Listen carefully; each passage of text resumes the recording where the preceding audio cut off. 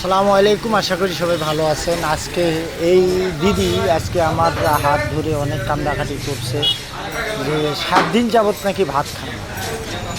আমি হাসা মিশা সেটা আল্লাহই জানে ভালো, কারণ আমি বলতে পারবো না। পরে আমার কাছে খাইতে চাইছে, আমি তাকে এই হোটেলে নিয়ে এসে তাকে খাবার দিছি।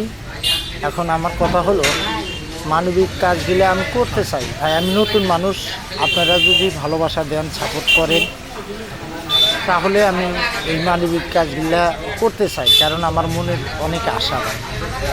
তাই আপনারা সবসময় সাপোর্ট করবেন।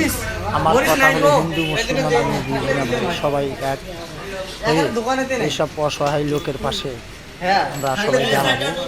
কারণ এই দিদির ইয়েটা দেখে আমার কষ্ট লাগছে, হয়তো ভারসাম্যহীন এই দিদিটা, এই জন্য কেউ কিন্তু খাবার দেয় না, হোটেলে গেলেও বিক্রি করে সরে দেয় এবং সাধারণ মানুষ